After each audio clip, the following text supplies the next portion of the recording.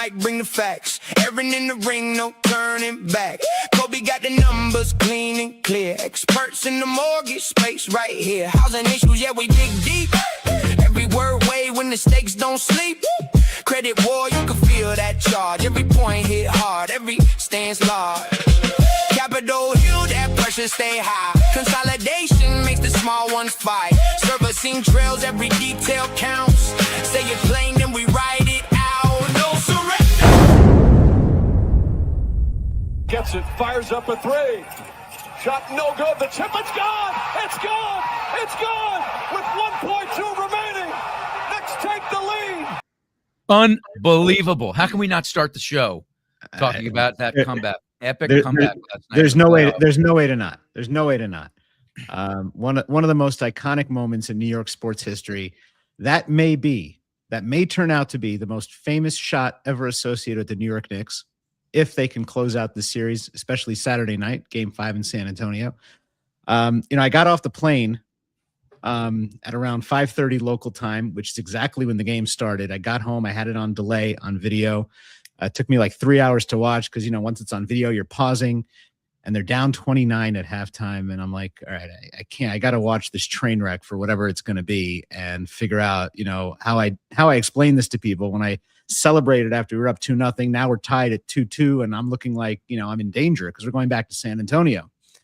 And then, the gods have decreed that this be the New York Knicks year, and everything is breaking for us. And so I'm so excited, riding cloud nine, and especially happy because Garth Graham of Stratmore did nothing but give me shit about the Knicks when I saw him in Maine this week, and nothing made me happier than sending him a "How do you like them apples?" text last night at around 1:00 his time. So go Knicks! Massive, so excited, massive fold. Unbelievable. That is the worst coached second half you can possibly ever see. They didn't burn the clock at all. They had Wemby out on the perimeter instead of underneath, grabbing boards.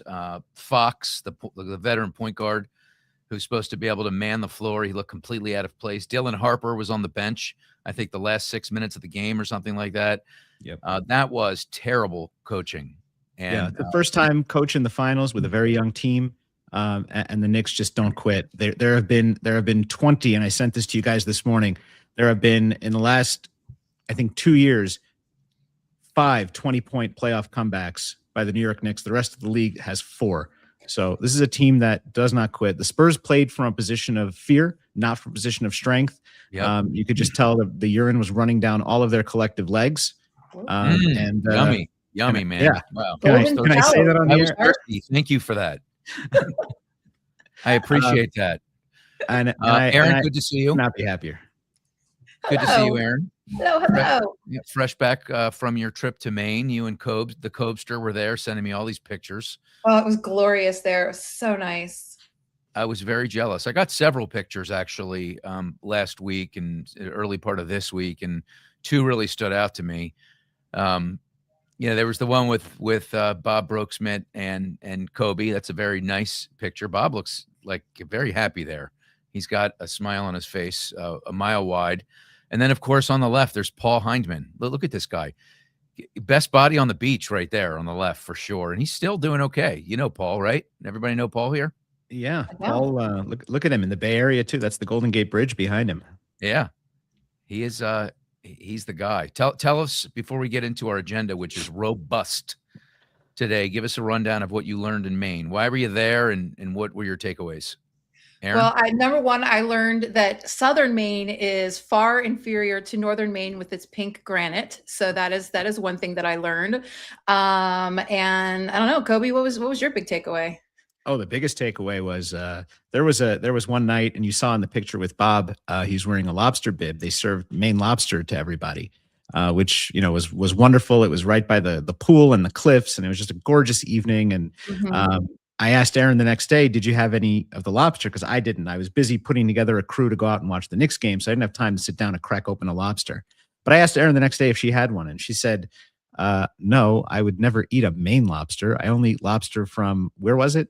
So, Australia and South Africa. Yeah, so we learned that Erin is the most elite lobster snob in the history of lobster. So that was my big takeaway.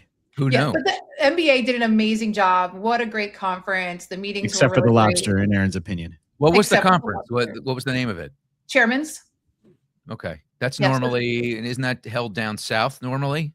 No, so the person who's the chairman actually gets to pick the location. And Christine, while Maine or the Northeast didn't really have a particular connection for her, she really wanted to go somewhere that we had never been before, and somewhere on the East Coast, because that's I where love she's that. from. I love that. More conferences should do that. Yeah, she did such a great job picking location. NBA did a wonderful job putting the whole thing together. It was definitely one of the best I've been to in a long time. Did she have an aphorism when she was there or no? I What? knew that one was going to get pulled back out. Well, I'm just curious. And if anyone's wondering what that Something means, that by is the an way, aphorism to something that is a serious.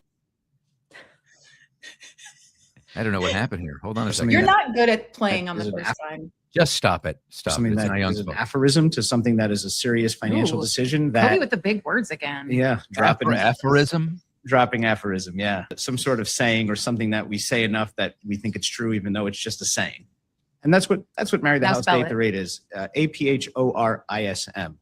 Well done. 6th grade spelling bee champion, Coby Hakalir. Well done. All right, let's jump into it right now. Hey, we had a big merger several days ago between APM and Synergy One. We're going to start it right there. What the kind of what and what it means to the industry. I had Steve Majerus on my program one-on-one about a year ago, June 2nd, 2000. Is someone doing electric shaving here? What is that noise? That's unfortunately outside my house right now. Are you sure, Coby? Put your hands up, please. It's not me. I don't know if it was trim time. Okay, good.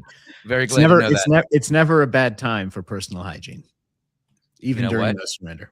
Amen. Listen, when you got to do it, you got to do it. Of course, yeah. Anyway, all right. I digress. Of course. What's funny is that I got home last night from my trip and I noticed that my gardener had not mowed the lawn, and so I texted him at like 5 this morning. I'm like, "Hey, you usually come on Wednesdays. What's up?"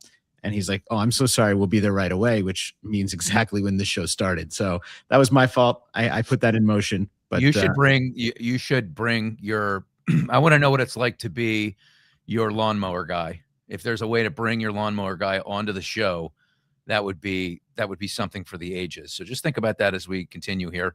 All right. So APM and Synergy One. I had Steve Majerus on my program one-on-one, which airs Monday at 1 on LinkedIn. This was about a year ago, and he gave us a glimpse. I asked him about the future and how he was thinking about the future, and this was his answer. And then we'll get into the merger. A very enthusiastic but measured approach to growth. It seems like all roads kind of in discussions still lead to what the rate environment is going to allow and therefore dictate. Loans are hard to come by. The origination market is not robust. And so I think us refining and retooling our value prop that we helping loan officers become and stay relevant for achieving greater and greater market share is really going to be the focus of our company. Yeah, and I think when you think about this, it's really anastomosis is what this is, of course, which is two powerful pipelines now flowing as one network. Anastomosis is probably what you were going to use that word, Coby. If I didn't, I'm sure you know it well. It's on the tip of my tongue. Do you want to spell it? You want to try and spell it? Anastomosis.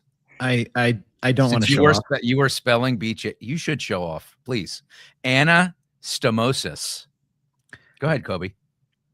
Yeah, ANASTO. Yeah. Anastomosis. ANASTOMOSIS. Wow. Is that right? Holy Talented. shit, dude. Talented. Holy shit. You crushed it. Wait, look, guys at your door. Bring them in. Look, the guys at your door. Coby, get up. Come on. I'm serious. Oh my Come God, on. he is at my door. He's at your door. Come on. Get up. He actually just knocked on my door. Do you want me to bring him Open in? the door. Yeah, bring him in. Let's go. Come on. Do it. This is wild. I only know Ask and you shall anastomosis from Grey's Anatomy, by the way. Ask and you shall receive. What's going on here? The universe is working for you. Have him sit down at the table. Hey. Hey, how are you? Can you come back your show? Hi, how are you? Have a seat, sir. Nice to meet you. Come on in. Come on in. So he's actually not my he's not the gardener. He's here for a different thing in the house. He's got something for everybody, man. We're having Incredible. a wild morning here. I'm sorry about that. Oh. All right. Anyway, so let's talk about this acquisition. First of all, take a look at the heat map, courtesy of Redder, and we can see what APM, which has done roughly 11 billion in the last 12 months. That they are in green, and you've got Synergy One in purple. And this is a really cool tool that Redder created about a year ago. Steve Winans, the founder, co-founder of Redder, came up with this idea so that when companies are looking at merging, or is Coby talking to himself? What's going on here? That's very strange. When A serious like ODHD, ODHD, what is that? Like It's offensive. I lost my meds. I can't find them anywhere. Stay on target. I mean, the guy's distracting me. He's got people at the door. He's got trimmers going off. He's got a painter in there. What do you want me to do? He's muting and talking like it's my fault. As long as his masseuse doesn't show up, we'll be fine. Yeah, I'm so sorry. This is like the worst. That's all right. Should we start over? Oh no, we're live. We can't. This is a serious program, Coby. Anastomosis. Let's go.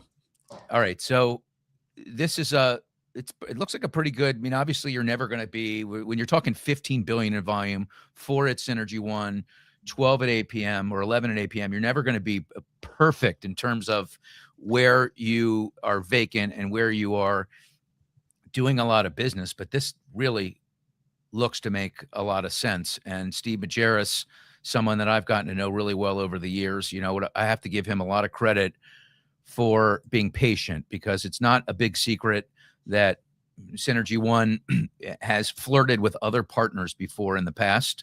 And it was never about desperation. They've always been doing well, but I think Steve has got this abundance mindset where he's always open to the idea that all of us is better than one of us, or, the sum of us, whatever the saying is. And in this role, he gets to be president. And I know that he wanted to hang on and be a big part of whatever was next.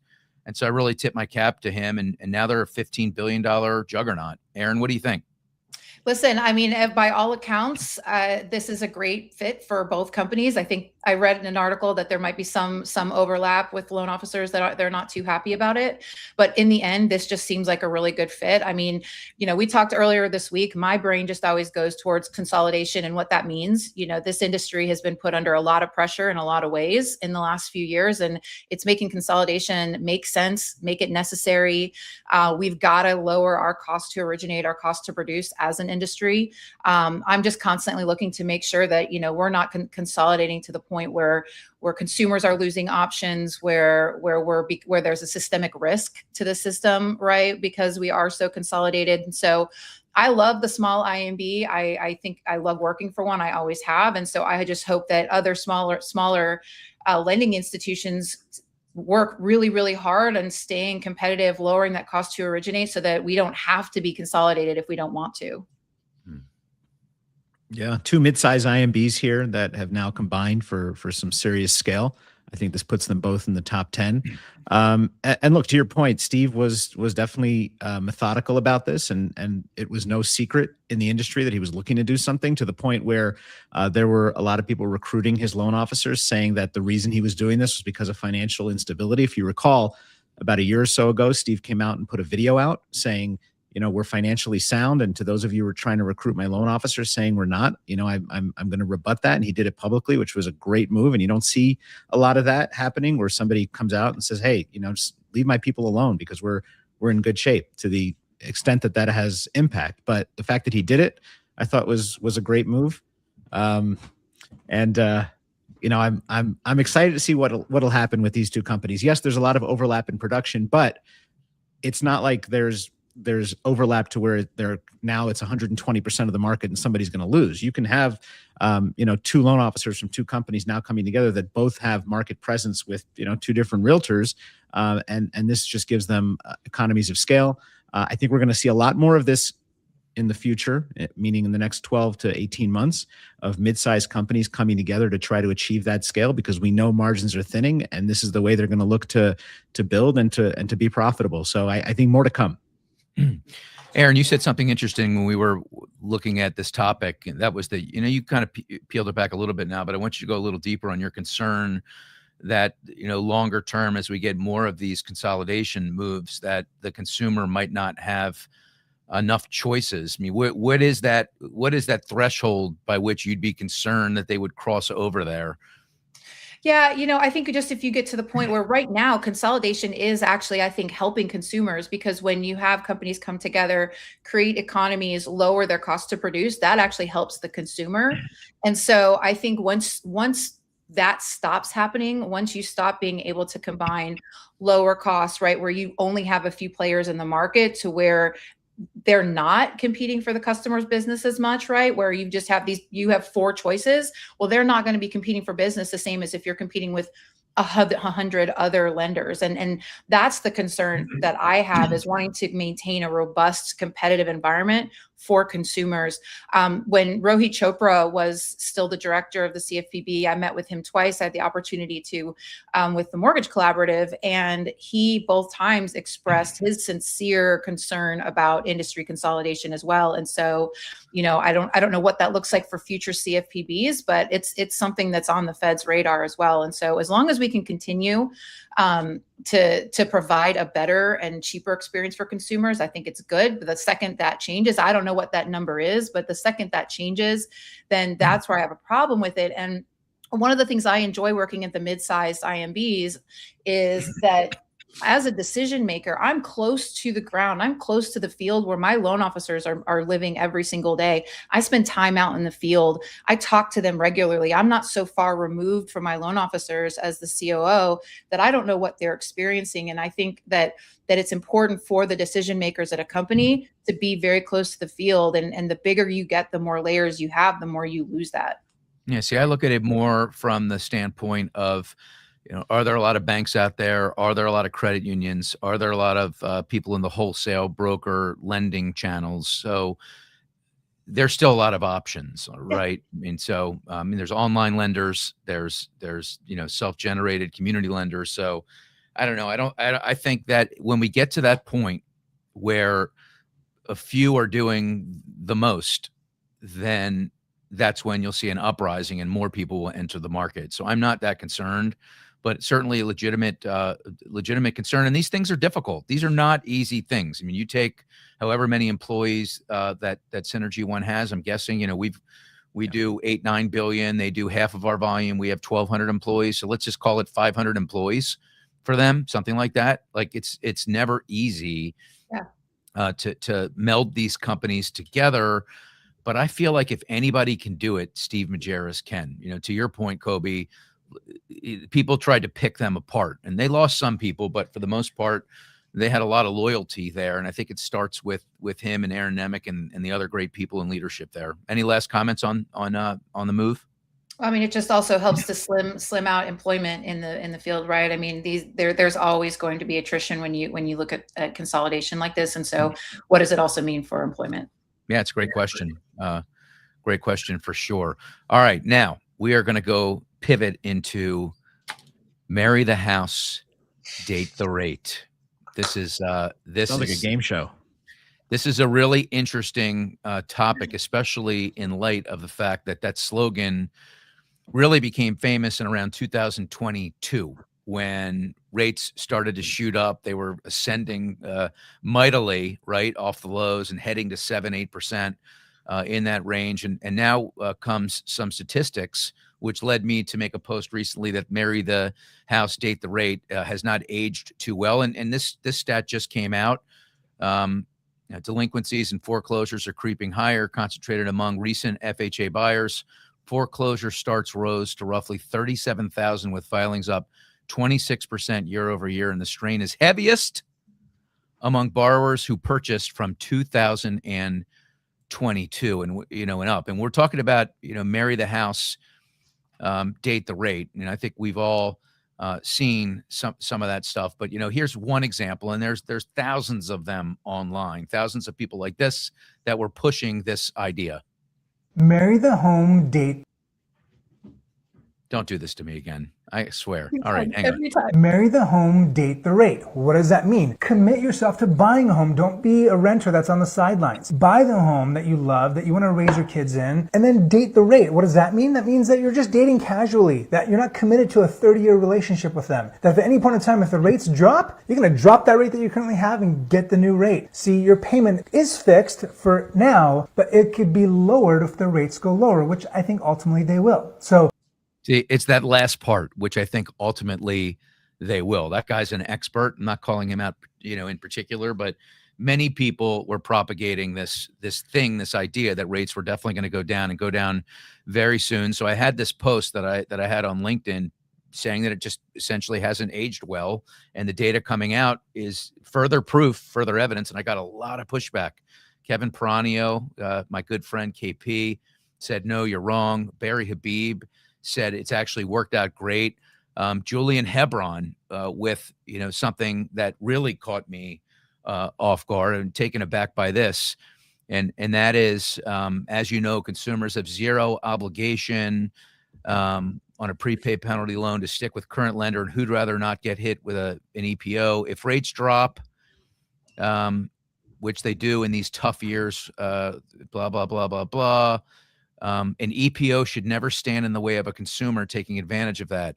Shouldn't current lender either eat the EPO or make peace with losing the client? Coby, I know you have a lot to say about this. Yeah. So the marry the house, date the rate, there's a caveat to that, which is if we're telling consumers marry the house, date the rate, but make sure that whatever the payment is now, you're able to afford if you never get a lower rate. And that also be cognizant that your insurance and taxes are probably going to go up because here's what they've done the last 5 years. If we're painting the entire picture, and part of that picture is that you might have a chance to save money, you might, with a capital M, that's one thing. The other caveat to this, and it ties into the EPO conversation, is if we're putting loan officers out there, let's say this is a company policy to say, hey, go out there and tell your customers that it's a good time to buy because they're going to be able to refinance. And then the loan officers go out and do that. And the customer then winds up 3 months later, 4 months later, finding a dip in the rates and refinances. And now we're clawing back that compensation from the loan officer. Well, I think there's some misaligned values and missions there. So, I'm not sure that giving any advice to consumers making the biggest purchase of their life that's based on something that's catchy is what we should be doing in general. And I also think there's some misalignment between what we're encouraging people to do and what we actually want them to do. Because if we're telling people marry the house, date the rate, but only if it dips after the first 6 months so you can make all of your payments and the servicer doesn't, put a clawback in there for some of the commission, then we're not really giving them the full picture of what's going on. Yeah, I mean, I never liked the expression. I thought it was dumb anyway. I mean, what we do is serious business, and so to try to sell based on a slogan just seemed stupid. But I think in terms of the EPO, at the end of the day, EPOs exist and they are a thing, right? And so where there's a clawback, it's because the LO comp agreement states my commission is prepaid and it's not fully earned until after 6 payments have made or whatever, giving the LO or the lender the right for EPO. And so, if you want to look at that and say, well, we shouldn't be clawing back EPOs, then, that's I think is a much different case, because then you're asking, the lender to take on all this additional financial risk. And so does that change what they're willing to pay in compensation for it? Yeah. And Barry pointed out that there have been, at least I think he estimated 10 or so opportunities where people, 10 specific opportunities to have refinanced your clients over the past 3 years to much lower rates. I mean, I hate to disagree with Barry. The guy is just a living legend. I love him. I worship the ground he walks on, actually, for the most part. But I don't understand here what Barry's saying, that the facts do not agree with my statement. And, he's defending marry the house, date the rate as being, something that was not a bad thing, that wasn't bad for the industry. I mean, at the end of the day, thousands of consumers got their houses based on the manipulative slogan, And believe me, there were a lot of people that said to their loan officers, I'm just not sure what to do. I just don't know. I see the trajectory of rates. I can't, I can only afford this payment for a couple of years. It's my savings. And there are plenty of loan officers that said, don't worry about it. Like, here's this chart, here's that chart. Let me forecast for you. You'll be able to refinance. And by the way, here's what it looks like, 1% lower. Imagine that payment, right? Yeah. Very irresponsible. I think what I really want to, what I want to say is, how can we learn from this? How can we walk away and recognize it next time so that as it's happening, we step forward and say, you know what? No, don't do that. Because I don't feel like a lot of people did that. I feel like a lot of desperation sat in and people were all about it. Yeah, I mean, I think to Coby's point earlier, we have to make sure that we're having actual conversations with consumers about what they can afford and what the reality of it is. And if you have the opportunity to refinance down the road, then that's fantastic. You have equity and a lower LTV or a better rate, whatever, right? But what we do is serious, and it's a big investment for people. And if they don't do it right, there are massive consequences to their own personal credit, their own personal financial situation. And so that's what we need to focus on, is that we're helping people with a major decision, and we need to treat it that way. Are you proposing, Greg, that this rose to the level of predatory? Because you put up that graphic of the 37,000, and then you talked about how many people were impacted and by loan officers being manipulative. So are you saying this rose to the level of predatory activity on the part of loan officers? I mean, I'm not an attorney, but consumers were misled. So if you call that predatory lending, sure, it happened. Well, predatory in terms of manipulation, in terms of putting people in a position that they shouldn't have been in, or that they otherwise wouldn't have been in. I mean, you want to get a class action together. You know how many consumers would be willing to say that they were convinced, even had their arms twisted to go in on a mortgage based on a promise that was made by an expert. I mean, at the end of the day, on the other end of the communication and the loan is a loan officer that professes to be an expert that knows the trends, right? And the other thing is, you want to comment on it before I saw you roll your eyes. That's normally meaning you have something to say. I'm getting to know you pretty well, Coby. I didn't roll my eyes. By the way, yes, you did. By the way, that's me thinking. Yeah, who's next? Is it UPS, FedEx, Domino's? Who's knocking next? This is what happens when you're on the road all week, and then all of a sudden you come home and like you've had, and I told these people not to show up during this time, so of course they're all showing up exactly when I told them not to. You need a sign. We need to contribute, Erin. I need to establish a perimeter around the house like they did around Madison Square Garden, to keep the fans away. I need 60 feet of privacy. Just no yellow tape. Otherwise, the TV crews will show up, okay? That's true. We don't want that. Yeah, we don't want any yellow tape. All right. We have a lot more to get to here. The CFPB turning lenders into ICE. This is a really interesting topic that you unpacked earlier this week, Coby. CFPB just issued new guidance on June 8th, telling lenders they can and sometimes must consider a borrower's immigration status when judging their ability to repay credit cards and mortgages under Regulation Z. What in the hell is going on here? Yeah, I mean, just more of the lending industry being used as an extension of a political agenda. And we all know what that political agenda is right now, which is a heavy emphasis on ICE activity and monitoring those that are in this country that some people wish weren't. We've seen unprecedented levels of ICE and deportation activity, and some that is really cause for concern. And now it seems like the lending industry is being co-opted into that.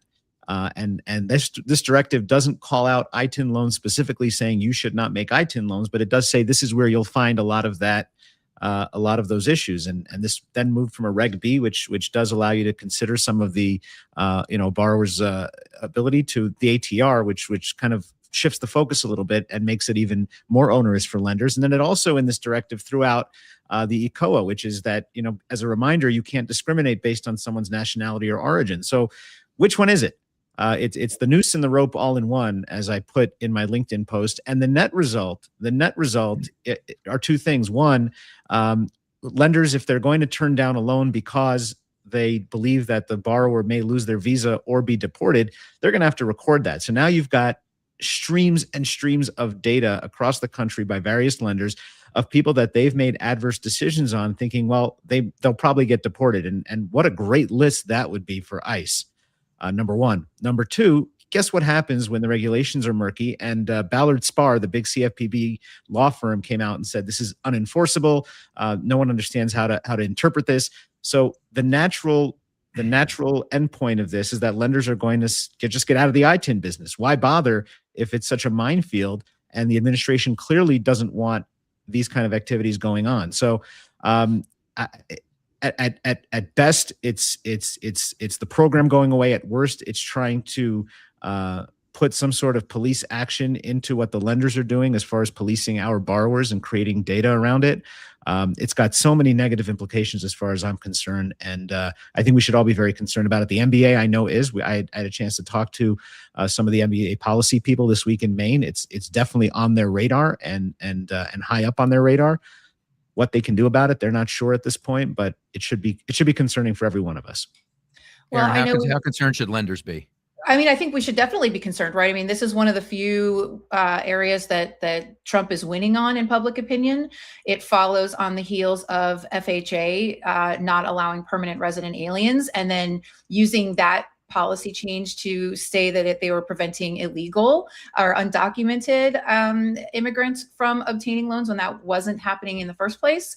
And so I think one of the concerns that I have here is there going to be a pendulum swing to where it's going to affect more than just ITIN loans, because it is murky. It does create grayness. And when you have we have a risk-based business and compliance, people see that, right? Are they going to restrict even further to people who are here truly legally? And is this really going to put these people in make them unlendable when they should be? And so I am very concerned about the pendulum swinging and what it's going to have outside of just even the ITIN market. Well, this is going to increase compliance burdens too on mortgage companies. Correct. Do we all have to become immigration experts now? I mean, yeah. Try doing a loan right now anyway with somebody who has a C1 visa and the EAD is expired, right? I mean, we already have to do some of that, just to document their legal status. Now, we do have a new CFPB director that was just nominated yesterday, and I hear really great things so far from my people in DC about him.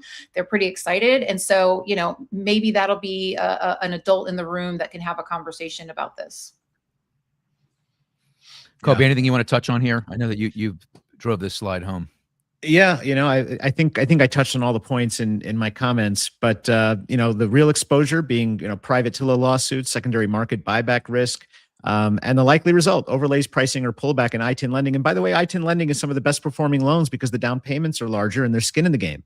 And this is just another example of the administration talking out of both sides of its mouth, where it's trying to encourage more broader products in terms of lending, in terms of more access to the market, but at the same time, quietly putting restrictions in place to limit it. All right, we're going to flip now over to better.com and Coinbase, because they are in business together.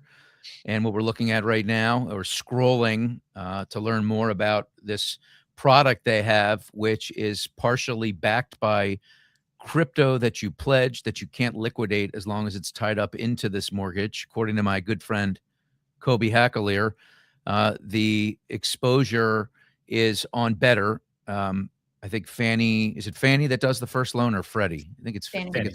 It's Fannie, yeah. But here are some of the risks, and then we'll dive into this. What happens if my Bitcoin goes down? Bitcoin's, you'll never be asked to add more collateral, but if you miss a mortgage payment, you have 30 days to bring your account current. If you remain delinquent for 60 days, Better Mortgage may liquidate your pledged crypto. I'm concerned about this. I don't like it at all. I mean, I am a crypto holder. I don't own a ton, believe me, but I feel like you look at the demographic of who owns crypto. It's mostly Gen Z and millennials, and a lot of them are first-time home buyers. Is this the entree we want them to have by risking an asset we don't have enough data on to get this mortgage? Coby, your opinion? Sounds to me like Better's taking most of the risk here. There's a 250% risk weighting. So a $100,000 down payment requires a $250,000 pledge, which can never be margin called unless you miss 2 payments on the crypto loan, not on the underlying Fannie loan. That has normal Fannie and default and foreclosure procedures, as it indicated in what you just showed. But Better is taking all the risk here. Really? What about the consumer? What about the consumer? They're not taking the risk. The 27-year-old that's always dreamed about you're shaking your head. How No. can you say that they're not taking any risk here? Because what are they risking? If they're risking the ability to pivot in and out of their money for one, right? It's a 2.5 to 1 ratio, whatever it is, 250 to put up 100 grand. My understanding is they can't get out of that. That's not a risk. How's it not a risk? What if they start to see the market go down? They could get out of that asset and into something safer, perhaps. They have that option. They have that option to pay it off. They're making a financial decision, not taking a risk. Better is taking the risk because they can't margin call. If that underlying asset drops 80%, as long as that customer keeps making the payment on it, then they can't foreclose on it. And they're left holding the bag. And if it drops to zero, well, guess what? The customer still has to make the payment, but that would have been the same thing that they would have been doing if they were saving up for the down payment. But they've lost their underlying asset. But they can't flip out of that. They can't flip out of that easily, as you're saying. So if you grab 100 grand and you pledge 250 of Bitcoin, you're making it like a week later they can just call and be like, oh, we're just gonna take that money. I mean, I think that Better becomes the custodian of that money, is my understanding. Yeah. They do. So how is it that it's so easy? If something, and the other thing is, are we sending the right message to younger people who have never bought a home that they should be taking this kind of a risk? Erin, why are you smiling at me? Because the data. Do I have food on my face? You do, but you usually do. So that's fine. Thank you very much. Right. Okay. So that video you just played is where you can go to Better's website and enter to join the wait list for to join the pilot. And look, this is the same disclaimer language that we talked about a few weeks ago. All this is for, pardon the pun, it's a better mousetrap for a lead funnel. That's all this is. If you look at the data, what is it? 74% of Bitcoin owners only own 0.01 Bitcoin or less. Only 2.3% own one full Bitcoin or more. And Better themselves in their marketing materials, this is only a $250 million pilot or whatever, right? And so one, it's a very small amount. And two, the audience with which can do anything with this is so small. This is just a new way to get leads in the top of the funnel that is creative and hasn't been done. And I honestly, I don't have a problem with somebody putting out a new innovative product, right? I mean, this is a Fannie loan. So at the end of the day, the taxpayers do hold risk on this. And so, if there are losses through foreclosure, but you've got down payment with Bitcoin.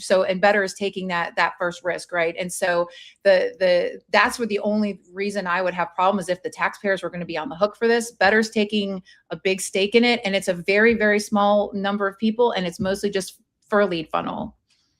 I mean, I appreciate that perspective. That makes me think about it in a different way, that they're able to generate leads. That is very hard to do at the top of the funnel. Better's obviously very good at it. Let me give you some statistics from Better's own wait list. 76% are Coinbase users. 37% hold 500,000 or more in crypto. 63% plan to buy a home within 6 months.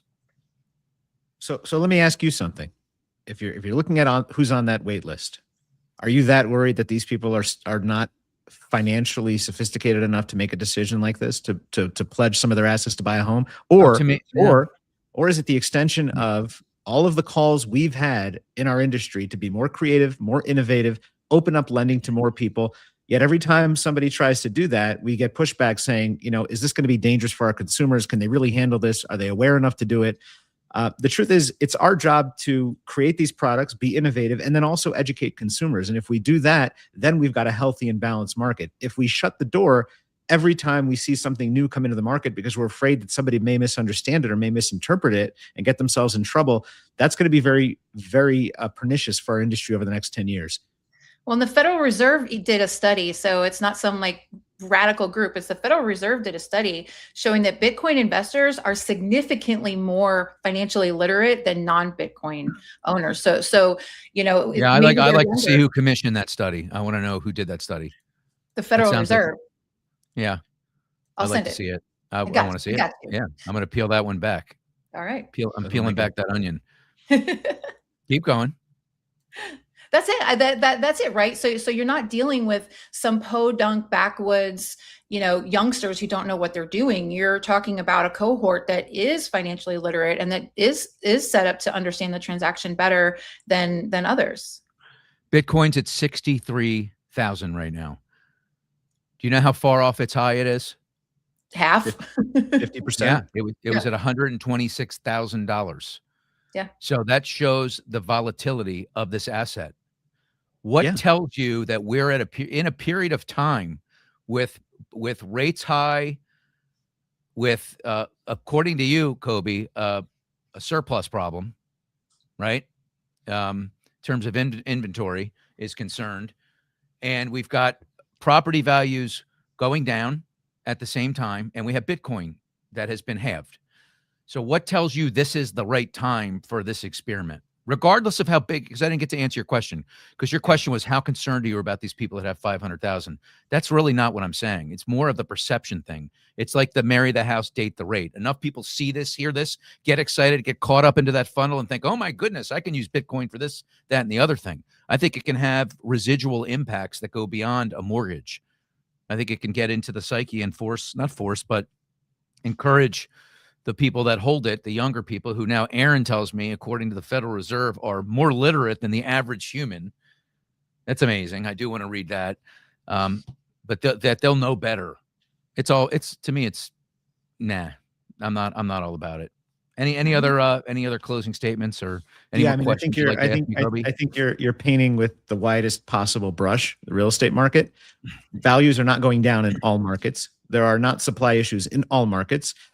There are borrowers that are more sophisticated than others when it comes to first timers, and there are products that work for some and not for all. And I think we have to take that all of the above approach when we're trying to solve the problems we have, because number one, they're very unique in all 3,000 counties that we have in the United States, and the problems have to be solved in different ways for different folks, and we have to figure out what we can do to reach the broadest possible amount of people with the broadest amount of solutions. That's it. And the other thing is, the other reason this is bullshit, on a more global level, is what does this do for the first-time home buyer? What does this do for the struggling person that's sitting with a 622 FICO that can't get into a home? What does that do? What we're talking about, the more affluent people that, according to the Federal Reserve, know what they're doing. You're looking at this going, oh, 500,000 or more. How worried are you about this, people? This is just another thing that takes the eye off the ball we should be focusing on. And that is figuring out ways to get people into houses that are on the outside looking in, sitting at a 40-year affordability woe.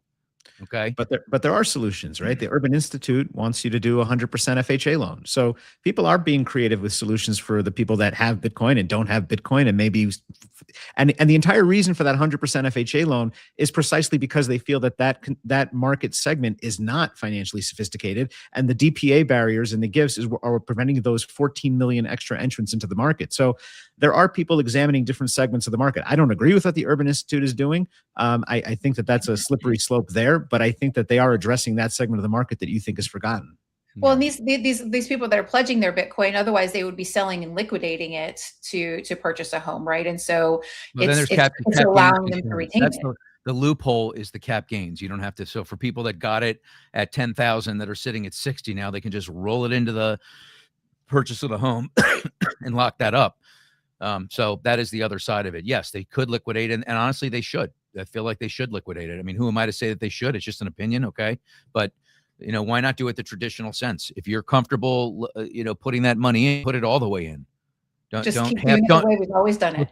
Don't half step into a gimmick is what I'm saying.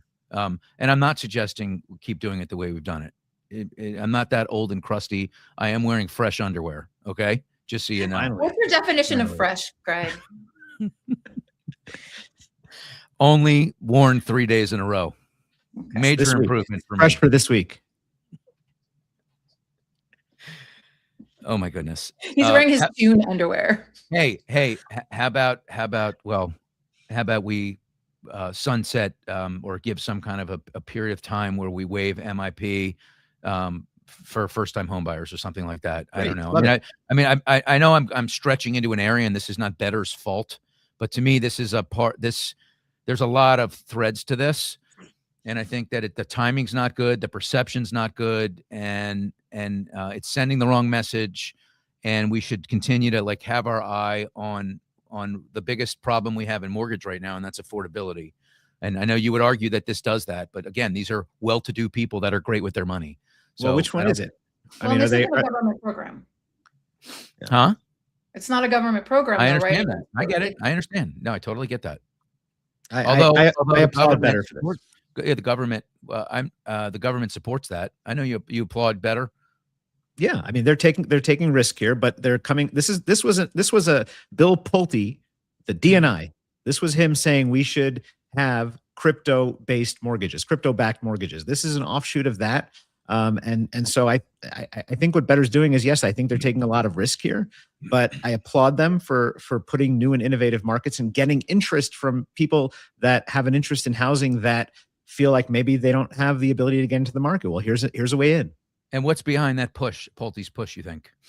Could it have anything to do with the fact that the Trumps are knee deep in crypto, even have their own coin? Or is there nothing to do with that? Is he just being really innovative, Bill Pulte?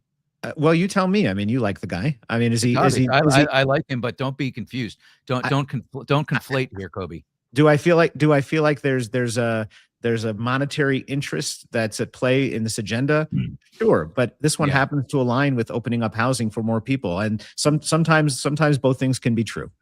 Okay, let's jump into another topic here. This is our last but not least.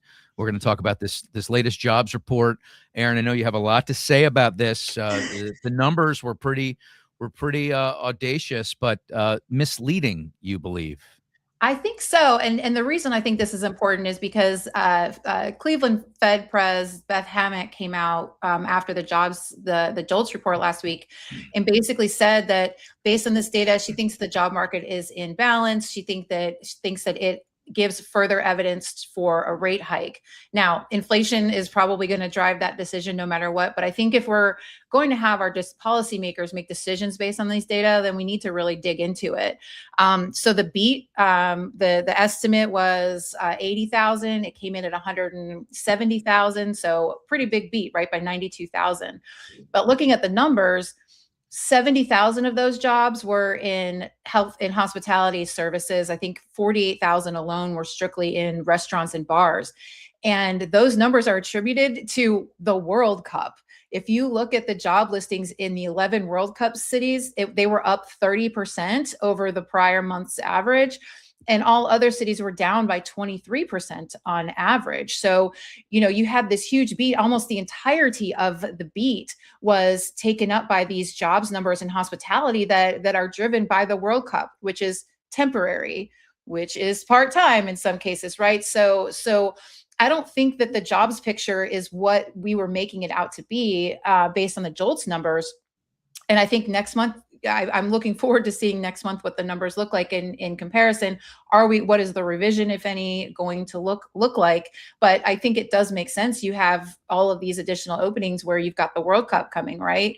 And then if you look on the flip side, we just had the highest number of cuts announced since the pandemic. WARN numbers, or the advance notice for layoffs, indicate 208,000 jobs are going to be cut through layoffs. And then that chart that I had up there showed consumer sentiment. So it graphed. This is Danielle DiMartino, both QI Research. Love them. If you don't know Danielle, follow her. She's great. But she basically looks at alternative data sources and compares them to what the official numbers are telling us. And the number that she was looking at was, what are the expectations of workers if they were to lose their job, of how long it would take them to find a new job? And those numbers are plummeting. So you're seeing higher actual job cuts. You're seeing high numbers of layoffs being announced. You have consumer worker sentiment being down. And so I don't think that the jobs picture is as robust as the JOLTS headline led us to believe last week. And so I just hope that if our Federal Reserve is using this data to make decisions, they are digging deeper into it. And of course, Coby, the BLS. I mean, when's the last time that number didn't get adjusted down? So I mean, more often than not, it seems like things are rosier than they really are. That's a whole nother conversation we should have. That should probably go the way of the dot plot, which is going to be being laid to rest here any day now by Kevin Warsh. What are your thoughts on the jobs report, Coby? Anything stand out to you? Yeah, I mean, the World Cup hiring giveth a headline, and the Fed taketh away the rate cut. So I think we're seeing wage growth a little bit higher than what the Fed likes to see. Which that's going to embolden the hawks. And I think that the other number in there that is interesting to me is 22,000 jobs lost in the commercial banking and insurance sector. So we're starting to see the financial sector bleed. And I think we're down 107,000 jobs from May of 2025 in that same financial sector, which is not mortgage. Obviously, it covers a wide swath. But, I'm curious because we had the AI discussion last week. I'm curious to know how much of that is because of AI and how much of that is just because, we know the commercial sector is hurting. We know the insurance world is struggling to make profit. So I think those are good things to keep an eye on as well is where we're actually losing the jobs, not necessarily where we're gaining them. There's Yeah, I also mean, I another- think that, oh, sorry. No, please. Well, I think in the job cuts data, which by the way, were primarily are heavy in the tech sector and the pharma sector. So these high paying jobs, which all the job ads were in restaurants and bars, not high skilled, high wage jobs. AI automation was the number one reason listed for those job cuts in those higher skilled sectors. Yeah, I don't necessarily believe that when I see it though. I think we tend to blame AI for job loss anytime we're not running the company right. So it's an easy thing to say, because it sounds like you're being innovative and tech forward.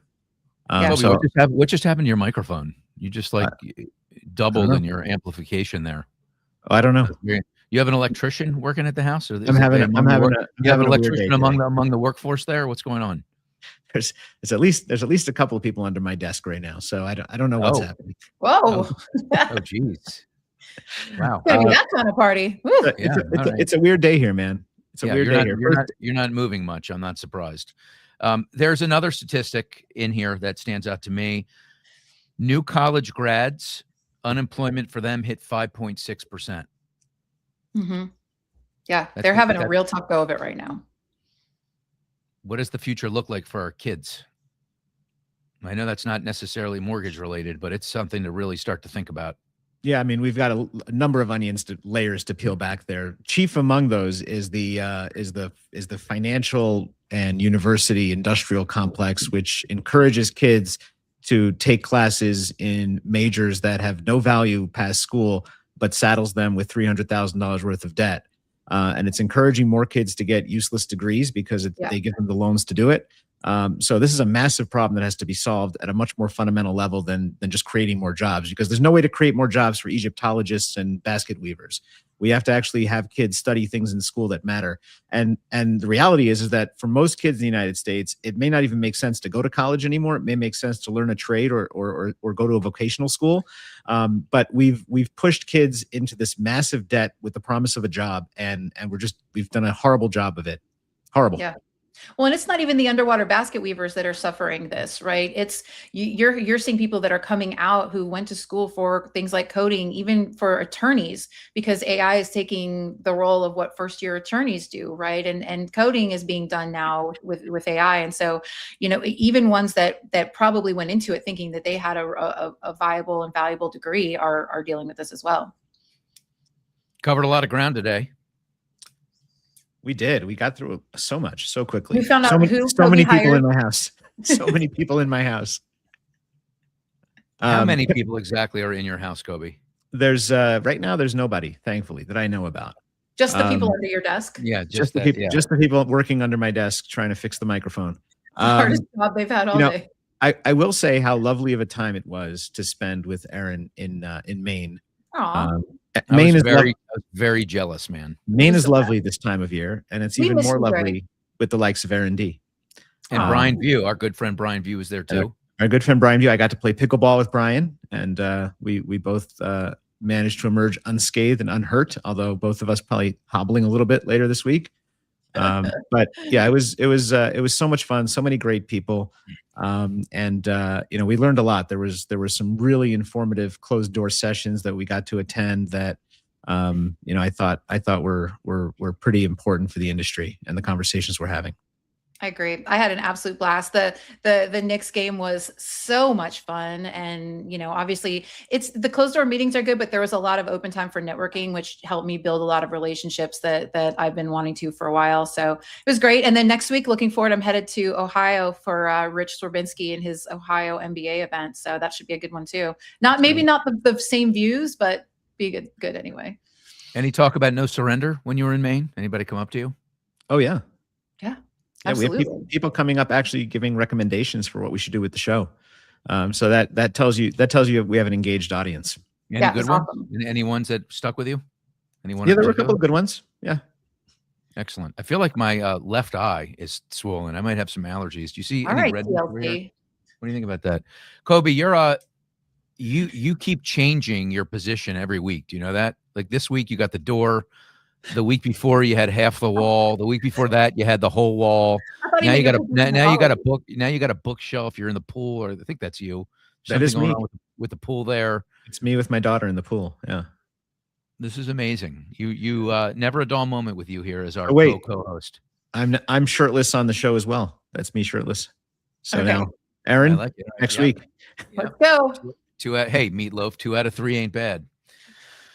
Any final hot takes, fierce debates? I think I'm debated out. Yeah. My last hot take for the week is, and I had this conversation with Owen Lee this week. We were talking about the fact that, and John Hedlund was in the conversation as well. We were talking about the fact that the 2 Harbor is now moving to a 3rd vote, and I can see a world in which UWM wins this thing, and I would not be surprised if that's where it landed. Just because Matt Ishbia has done a really good job of shaking the confidence of the shareholders in management and what they're actually offering in terms of this transaction. So I would not be surprised if, and I don't know exactly when that date is. I think it's actually on the day of our next show. So it is possible we come on the air next week with UWM having won 2 Harbors. We'll see. It got moved to the 23rd, didn't it? That could be. I don't know. Yeah, I think it got moved to the 23rd. I'm realizing Coby is quite the name dropper. Oh yeah, no, he loves to drop names. He's Just now, and that's why he's smiling so wide. You see that? He's literally gonna break his jaw. He's laughing so hard right now. He loves it. You just completely nailed the guy. This is new. This is like newfound stardom for Coby. Yeah, I mean, no surrender has done wonders for this guy. It's open. Everybody open wants doors that were closed to now. me. My understanding is even the great legend himself, Brian Hale, even befriended Coby in Maine. Is this true? I heard a rumor. It is true. I had a really nice conversation. He invited me on his show, which was really kind of him. We'll see. Talks are underway. Well, you haven't made it until you get on Brian Hale's show, and I've been on, by the way, so I've made it. A girl can dream. I just want to say this is our 5th. Is it 5th show? 5th, 4th, 5th? I think so. Yeah. You think so? What? I gave you 2 numbers. I think it's our 5th. 6, 7. Having a great time. I mean, we are here to stay. I'm really just, Erin, you are the straw that stirs the drink. You are the secret ingredient, and it's been just so great to get to know you. So looking forward to more of these shows. Thank you. Same. I love you guys. You guys are freaking awesome. Yeah, we're the brothers what'd you say? We're the brothers you didn't know you needed? Correct. Something like that? Yes, All right. exactly. Our thanks to Nye Young in the background. Have a great rest of your week, folks. We'll see you again next Thursday on No Surrender. Till then. No surrender on the show. We go toe to toe. What's fair? What fails? Who